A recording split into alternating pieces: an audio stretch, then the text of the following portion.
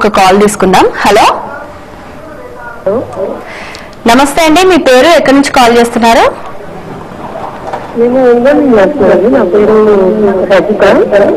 Okay అండి, మీ problem ఏంటో చెప్పండి. విజేత గారు ఉన్నారు, మాట్లాడండి. చెప్పండి అమ్మా, వింటున్నాం. మీరు చెప్పండి, నేను వింటున్నా.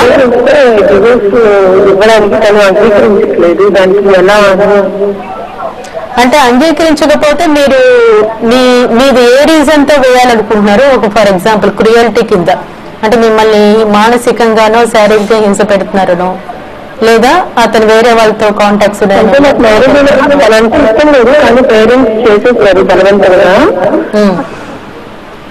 మీకు ఇప్పుడు ఏ రీజన్ తో విడిపోవాలనుకుంటున్నారు? 24 days కి నేను అతని నుంచి వెళ్ళిపోయాను పక్కకి. తనకి నాకు ఏ సంబంధం లేదు. 24 days వెళ్ళిపోయాను. 8 years నుంచి నేను మా పేరెంట్స్ దగ్గర ఉంటున్నాను. అయితే నేను రీసెంట్ గా డివోర్స్ అప్లై చేశాను. ఆయన డివోర్స్ ఇవ్వను అని చెప్పేసి వరకట్నం మీద డివోర్స్ అప్లై చేశాను. కానీ నువ్వేం కట్నం ఇవ్వలేదు. ఏదో ఒక రీజన్ కావాలి.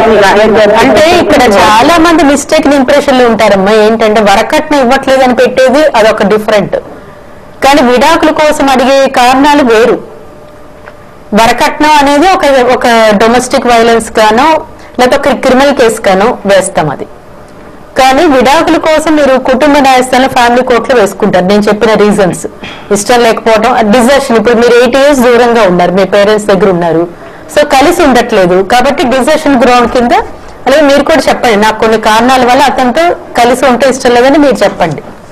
అలాగే మేము ఇద్దరం కూడా 18 సంవత్సరాల నుంచి దూరంగా ఉన్నాము, ఇప్పుడు కూడా మాకు కలిసే పరిస్థితి లేదు కొన్ని కారణాల వల్ల, అతనితో నేను ఎట్టి పరిస్థితుల్లో కలవను అని మీరు రాయండి అందులో. వేసి మీరు డిజర్షన్ గ్రౌండ్ కింద విడాకులు అడుగుతూ వేయండి.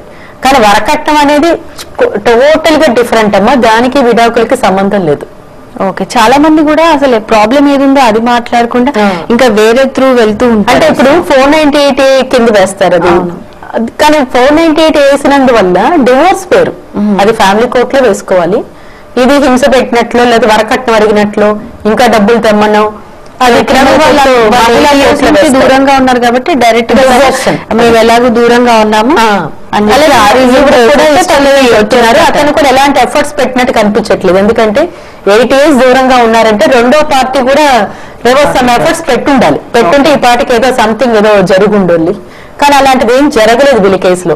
8 years కంటిన్యూస్ గా దూరంగా ఆమె వాళ్ళ పేరెంట్స్ ఇంట్లోనే ఉన్నారు అంటే అతనికి కూడా ఇంట్రెస్ట్ లేదని అర్థం. ఇక్కడ అతను ఇప్పుడు ఇవ్వను అంటున్నాడు, కానీ ఆమెను తీసుకురావడానికి కలిసి ఉండమని చెప్పడానికి అతను ఏమైనా కేసు వేసాడా కోర్టులో రమ్మని? అంటే రెస్టిట్యూషన్ ఆఫ్ కాంజుగల్ కలిసి నాతో జీవించి ఏ కారణంలో నువ్వు దూరంగా ఉన్నావు, ఇప్పటి నుంచి నాతో కలిసి ఉండు అని చెప్పి కోర్టులో సెక్షన్ 9 కింద పిటిషన్ వేయలేదు. వేసుంటే ఆమె ఏదో ఒకటి ఆన్సర్ చెప్పుండేది. ఇద్దరు సైలెంట్ గా ఎవరు పార్ట్నర్ వాళ్ళు ఉన్నారు కాబట్టి అట్లీస్ట్ ఏమైనా డిజర్షన్ గ్రౌండ్ కింద వేసుకోవచ్చు. అందుకని వరకట్నం కోసం వేయకూడదు. ఓకే ఓకే ఓకే అండి, అయితే మనం మన